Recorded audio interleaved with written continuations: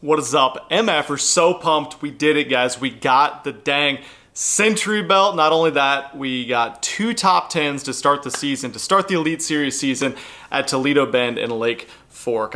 We've been through several more tournaments now, but I wanted to kind of think about and reflect on these 2 tournaments and not only talk about them because they were very special. It was an incredible start. Top 10s are extremely difficult to come by, so to be fortunate enough to do that twice in the state of Texas to start this season was incredible. But I also want to show you the exact baits and setups and some of the really refined presentations I was using that I wasn't really able to share with you guys after those videos happened. But now that we've posted these videos, I wanted to dive deeper and show you guys what I'm using and probably share a little juice that I shouldn't, so you guys can go fish on these, catch fish on these presentations right now, because the majority of the country, or at least half the country, is still in that pre-spawn to spawn phase that we were in that exact time period of those Elite Series tournaments.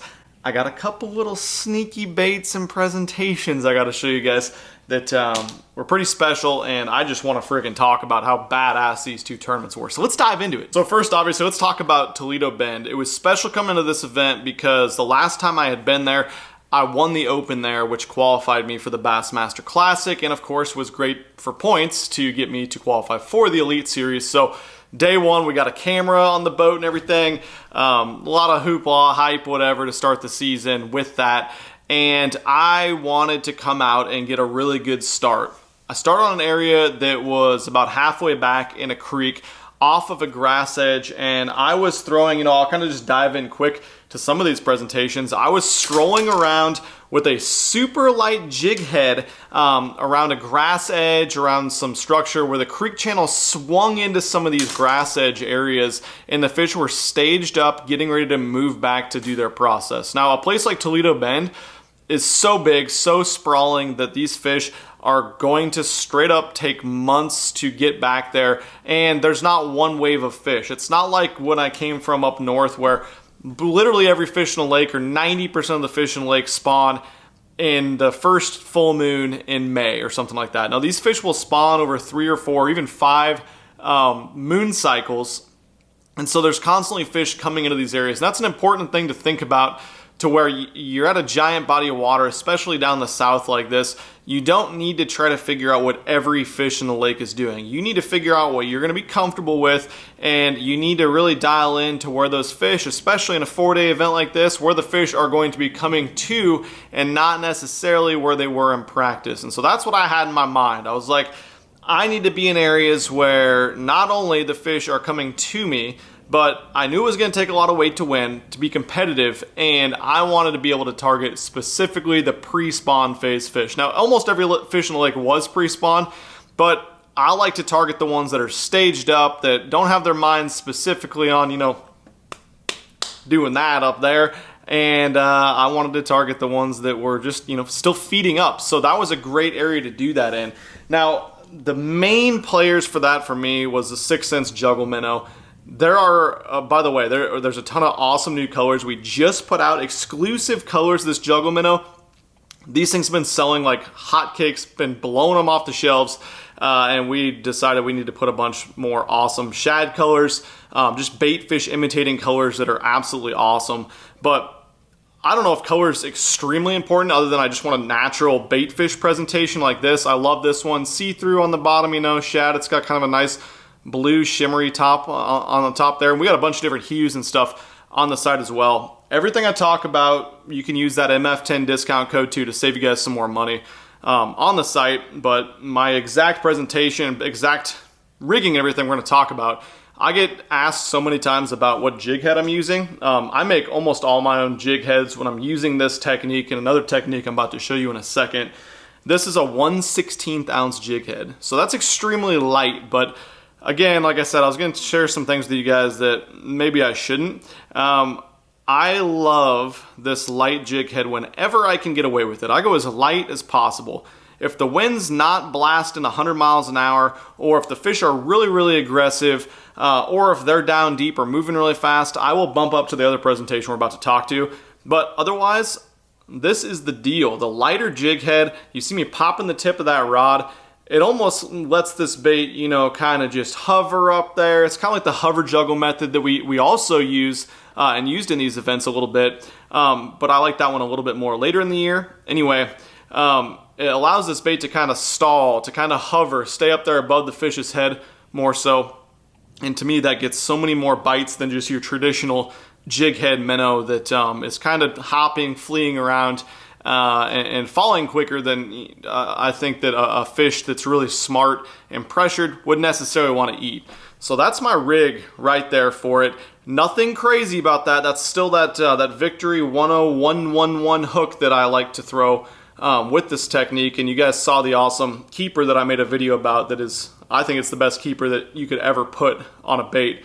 It does not come off. I go through so few of these because of that keeper, and the fish tear it up. Now, another thing that lets this specific bait, this juggle minnow bait, work extremely well with this technique is it's keeled. So the bottom of it is keeled almost like a boat. So it comes to kind of a V right there, and then the top is flattened. And so the reason that that's good and effective to me is when you're hopping this bait around, it is staying and it wants to act as you twitch it, as you pull it, it wants to sit upright. Apparently we got a chainsaw or a dirt bike or something next door, so pardon that. But it wants to stay upright, it wants to come through the water column straight. And so another thing that's good is the majority of the weight of the plastic, with it being coming to a point at the bottom and being flat on the top, it's at the top. That's where the weight's at. So it has a tendency to want to roll and to kind of want to pulse and hop. And you know, this tail's constantly kicking. It's got this ball in the tail, this little widened flange towards the end of the tail. So when you're hopping it, it's gonna make this tail, like you can pull it really quick and it'll actually vibrate and kick just like the flush does. Or when you hop it, it's got that nice flowing action. The tail is forked. It's just absolutely perfect. But everything about this presentation is so deadly and effective. You guys have seen it over and over and over. I don't think I need to talk too much more about how effective this is. But another thing I like to do that is a little bit different is I throw this on as light a line as possible. I want this bait as natural as possible in the water column with all that movement, and to allow the most movement, you need the lightest line you can get away with. Now, luckily, like I told you guys, I use Gamma fluorocarbon line. Stuff's the strongest line that I've ever used before. It's abrasion resistant. And so I was getting fish, you know, tangled in some of that timber at both lakes. Both are flooded forests, and I didn't lose the fish that got me wrapped up in the timber. Didn't saw me off. It's super strong line. And then I use this light of braid as I can get away with. Wow, this looks pretty terrible. Actually, I need to get that changed out. But 6-pound braided line with that either an FG knot or a Crazy Alberto knot to connect the leader. Usually I'll throw like a 10-foot or so leader. Nothing crazy there, but I'm throwing this bait to specific fish or groups of fish, and I will almost always try to start with that 16th ounce head, and I never throw this technique with more than a 1/8 ounce head. Now, I'll completely go the opposite direction with that. When I got into some areas that were over 25 feet deep, or the fish were on bait super hard to the point where, you know, you can see the bait ball on LiveScope and they're blasting the bait around. There's 2 or 3 or 10 fish right there within the bait, or they're, you know, tailing the bait really fast and the bait ball's going or coming straight at the boat, whatever, 30 feet down. That's when I will go with this heavier, very traditional jig head minnow presentation. And I love a 1/4, 5/16, or 3/8 ounce head. This is a 5/16. It's usually what I start with. I'll bite a little bit of that juggle minnow off just to make it a little bit more flush presentation of that bigger jig head with that big eye. Once again, that's Do It freestyle head jig mold with my my keeper that I put on there as well. Same juggle minnow, nothing to change there. I don't go crazy with the colors on that, although like I said, we got some awesome new bait fish imitators. So we have a really cool color actually that is different that I'm going to use a lot more in a lot of my presentations. Where's it at? This one right here, it is Spanish bone. It's like a see-through bone color with a ton of pink shimmer that you probably can't see here in the garage. But anyways, that's one for dingier water, you know, chatterbait trailer, scrounger trailer, spinnerbait trailer, perfect for all those as well. That's on the site too. But I will throw this guy because when they're on those bait balls or they're super far down or they're moving super quick, you almost got to throw something that's, you know, falling so quickly and more erratically than the real thing that's there that you're trying to imitate, or else you're not going to get bit. If you throw that 1/16 ounce head, if you somehow get it down to those fish that are blasting side to side, forward, backwards so quickly, eating the real thing, they're going to look at that little bait that's just kind of hovering, shimmying slowly through there. And I just think having this big eye, this heavier weight where the bait's really hopping and you'll see me work that much, much quicker, that's a better presentation for me in that situation. And to go back on that, the rod and reel is very important that I use for this lighter strolling technique. It's this new, it's a little bit different label because it's house made by 6 Sense. This is that 6/8 light juggle rod that's on the site on there, and I use that Daiwa Exist reel. Now I'm not telling you guys that you need to go out and spend $850 on a reel, but this thing is absolutely killer, especially with that light line. I get all my reels from Copper State Tackle, so I'll link those below as well. You can save some money with that as well. So absolutely killer reel for that technique. And then I bump it up a little bit heavier. So this is a 610 medium light. It fishes probably a little bit more like a medium. It's a little bit longer rod. It's got a little bit more backbone, which I like for this this heavier jig head technique, because I want the lightness of the rod and the tip of the rod to be able to twitch that bait and hop it really, really quickly, but I also want the backbone to be able to get them when they're 30, 40 feet down, 80 feet away when I'm making these long bomb casts. Whereas something like this, where I really want those light twitches that are important with that 16th ounce head, I want a lot of tip, and I really want to be able to, you know, feel what that bait's doing with a super light rod, and that rod is absolutely perfect for that. So talking more about the tournaments, there was one pocket that had a ton of bait and a ton of good quality fish in it. Again, bass that were staged up, getting ready to spawn on grass edges or just out in the timber chasing bait balls. And that was a really good spot to fish that I caught a lot of key fish the first 2 days on. But the second day, this fish got so much smarter. I could tell that it was kind of going away, in my opinion. And there was honestly like, I think 7 of the guys in the top 10 were in that one pocket. And this is like it's not big. It's like a 200-acre pocket probably. And they were just getting super smart. And so I decided day 3, I was actually, you know, I crossed the lake. If you're not familiar with Toledo Bend, there's boat lanes that go across all directions, north, south, east, west, zigzagging to get you through them trees. And I started off, I go to the right, I cross the lake from launch. I'm going down towards that cove, and I'm just thinking like, you know what? This morning bite's super important.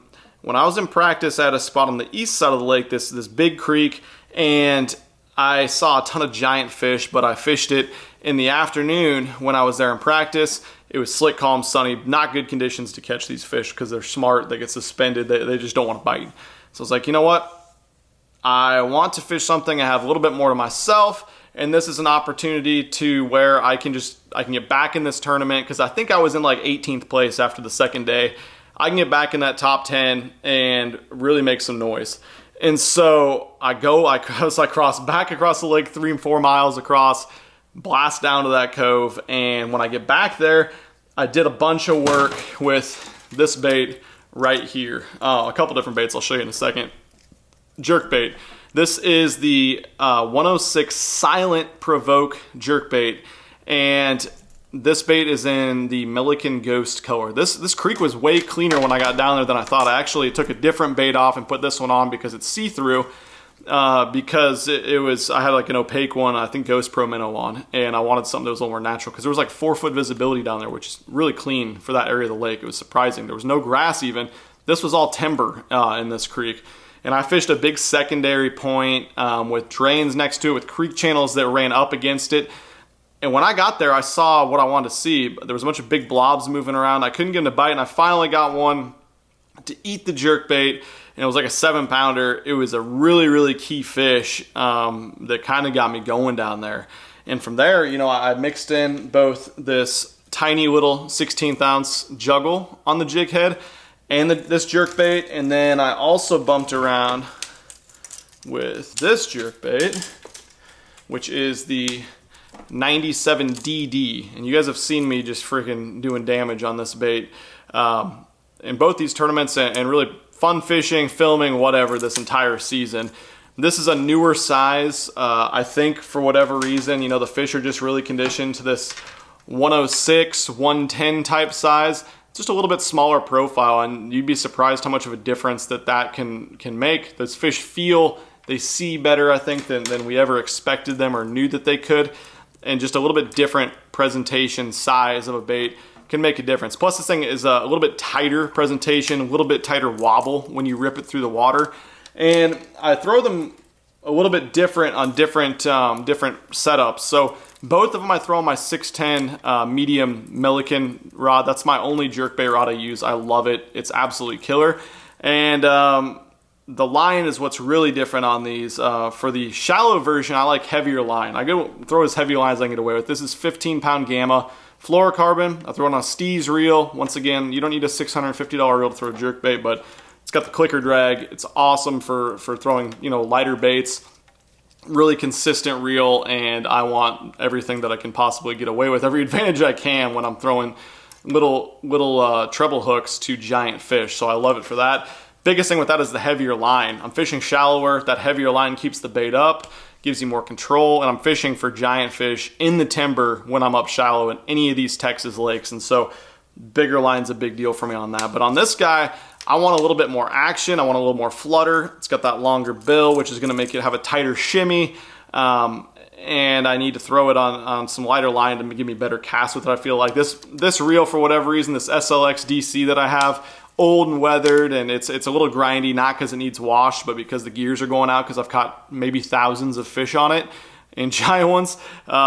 It just throws really light baits well. That's why I keep throwing it over and over. The drag still works great. Sounds a little crunchy when I'm reeling it, but I don't really care. Some reels, as you guys know, you get them dialed in perfectly to throw lighter baits. That's what I throw with this reel, and I'm just gonna keep freaking throwing it. But I'll throw this one on 10 or 12 pound Gamma. I prefer 12, especially at a place that has double digits like Toledo and Fork. But I would throw 10 probably another place in the country that doesn't have a lot of fish over 5 or 6 pounds, because I want as much depth, diving angle out of this bait, this deeper 97DD, as possible. And yeah, you just get a little bit more depth with that thinner line diameter. As I kind of worked into this tournament, as I kept going, day 3, I had a big bag in that creek, 27 pounds, 26 pounds or something like that. It got me back into the top 10 for day 4. And then day 4, I was 5th going into it, or 6th going into it. Maybe I was 5th. And so I knew I had to catch some good ones. Got in there, caught some good ones on the minnow really quick. Got into some pockets where the fish had kind of slid into through the jerkbait and caught a couple. And then I pulled out the big bait to try to get some big bites. Unfortunately, I got like 4 or 5 bites that were 6+ pounders, and I got this many of them to the boat. They were just coming up and slashing at it. I had one that I saw that was like 15, 20 feet below the surface. I threw my bait up and it got it like 2 feet below the surface. It came firing up, crushed it. I think that fish was 8 to 10 pounds. It was giant, just didn't get the hooks.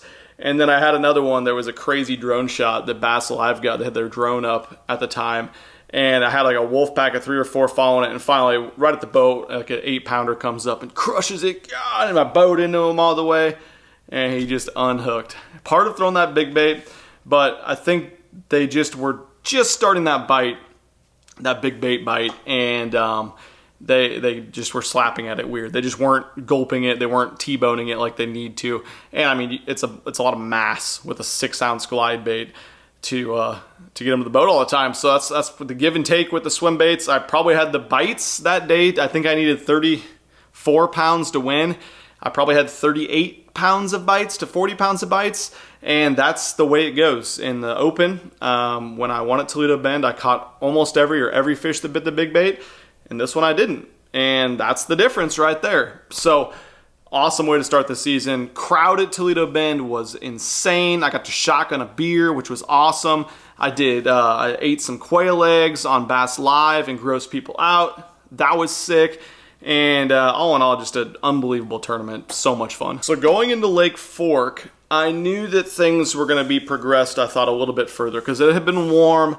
The water's more stained up there. We were going to a further north climate and a more, less further along with the spawn phase, but we had warm temperatures leading up, and then all of a sudden in practice, we have this big cold front that comes through. So in practice, I started off, kind of shallow most of the way back. I catch a couple of freaking good ones practicing at Fork. I don't think we even put out a practice video for that one. Anyways, we get there and I'm catching good ones in practice, got them dialed in, and then we had this big cold front. And I was hoping for this because I feel like I can definitely go bed fish. I can catch them shallow just fine, but I also know how good these guys are at bed fishing, and at least half the field is a better bed fisherman than me, I would say. And there's like 10 guys that are just phenomenal at bed fishing and fishing shallow in general. And I wanted to win this one, and so I was like, well, that's kind of a bummer. I'm just going to have a hard time being extremely competitive if they do all make that move, because we had a moon coming in too. Luckily, cold front happens, and the fish that were up on bed, that were super shallow, ready to go, they seemed to be really in a funk. Those ones were really tough to catch. But in practice, I found that there was areas of the lake. There was one specific area that stayed a lot cooler for, it was probably a fifth of the lake, 20% of the lake, had creeks and mouths of creeks and little pockets that stayed cooler. And so in practice, that water was, mid 50s to high 50s, whereas a lot of the spawning areas in the lake were low 60s to mid 60s already. And so I focused, and what I found really quick was these areas where the bass were not up ready to spawn doing their thing, but they were, staging pre-spawn, they were affected a lot less by this cold front. That was absolutely huge for me. So I went to a spot where in practice I had seen it was a creek with 50 big ones. And when I say big ones at Lake Fork, I'm talking 6+ pounders. We're up cruising 2/3 of the way. It was a long creek off of a main creek. And they were already there was a bunch of bedfish in the back that I saw the guys, working and stuff. And I saw fish just cruising everywhere. And so I pull this minnow out, start, halfway, 2/3 of the way back. And I fire it. The first one I see, I catch it. It was 6.5, 7 pounder.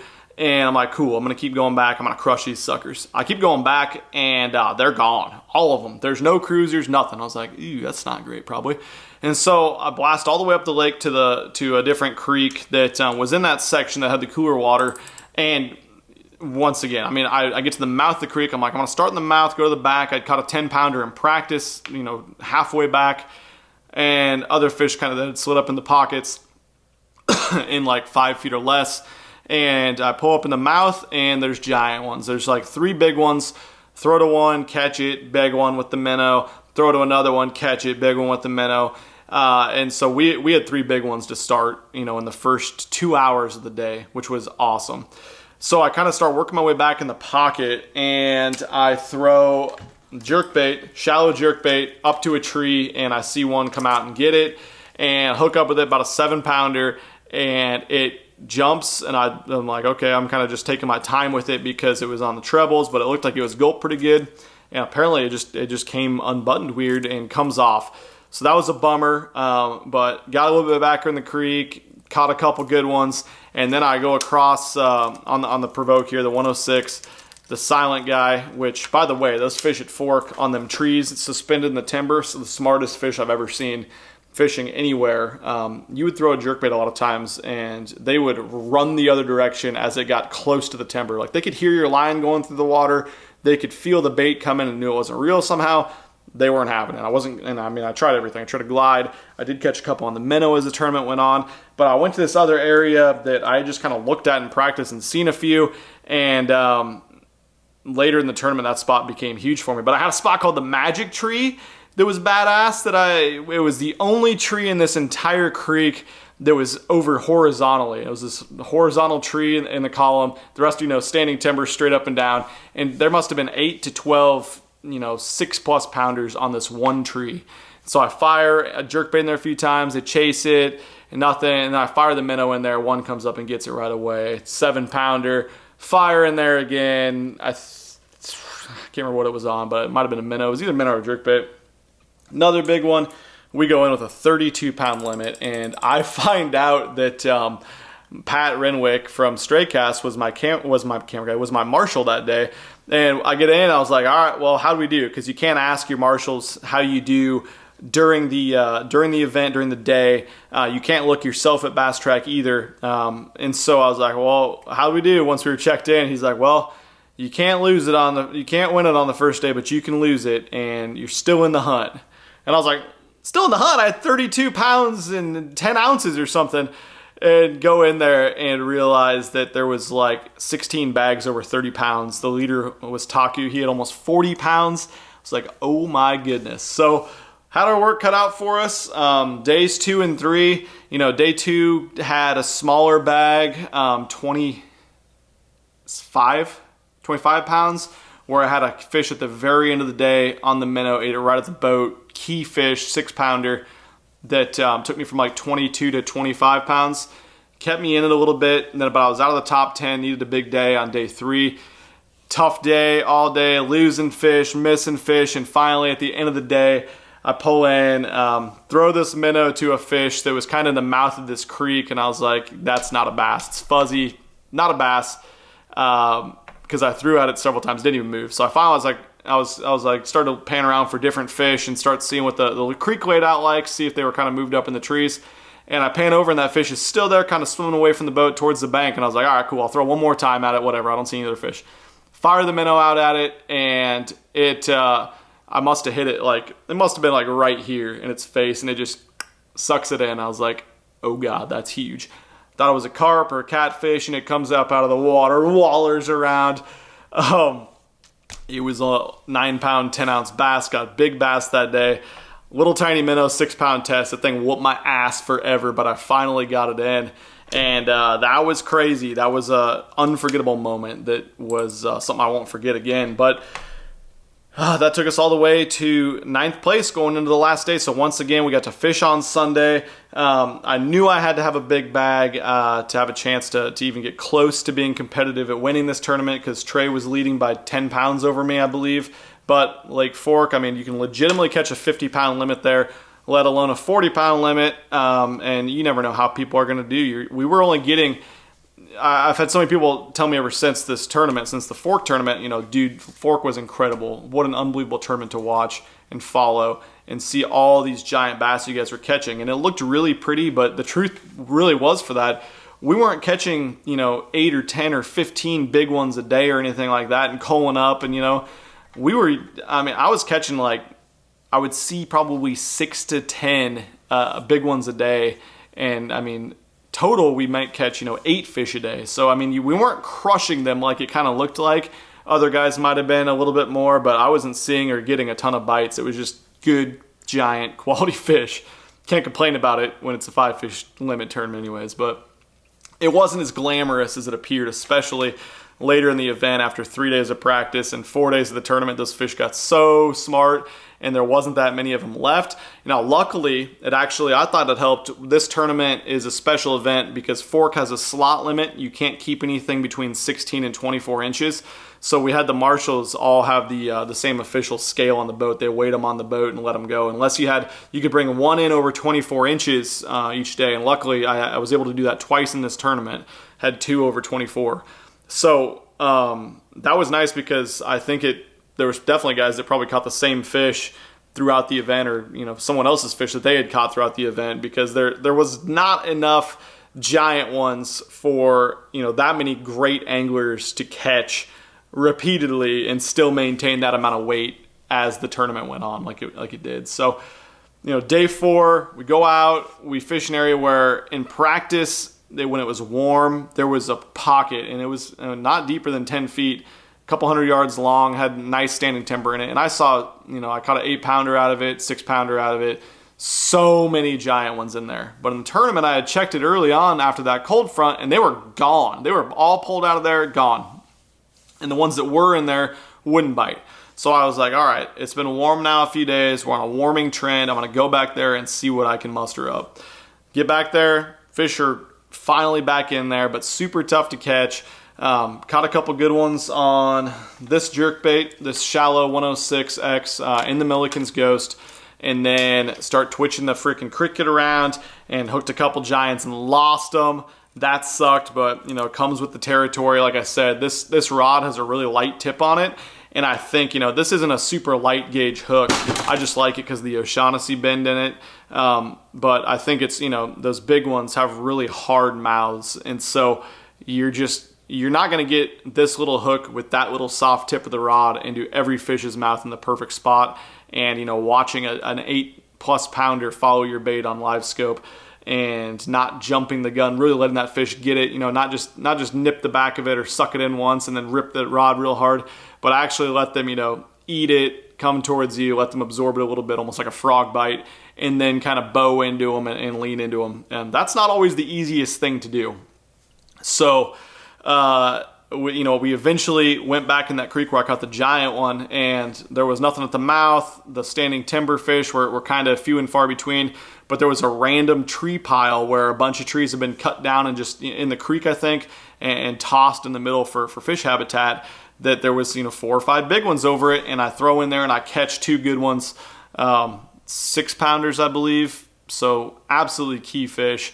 And we end up with 26 pounds on the day. Now the good thing was we needed like 11 pounds, I think, or 12 pounds to get over that century belt mark. We did that the first spot in the morning. So I think it's at the end of the year maybe, or at the Classic next year, we get to actually get our names with our century belts and everything. So freaking pumped about that. Super exciting. What a great way to start the season.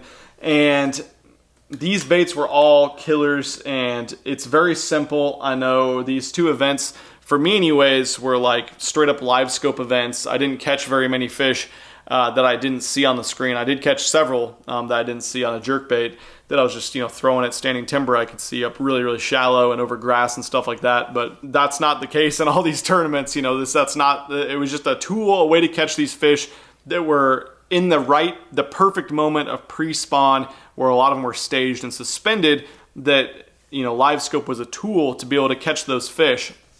Now, it was an extremely difficult tool that obviously, every angler in the field has a LiveScope and forward-facing, and a lot of them are very proficient, and still, the majority of guys didn't catch them extremely well using it. And so, it wasn't a deal where you put it in the lake, you drop the boat in the lake, you put the trolling motor down and go find giant fish, because, 99% of the fish aren't even bass, let alone the right areas with the right size, with the right bait, the right presentation, with the wind blowing to make them eat it.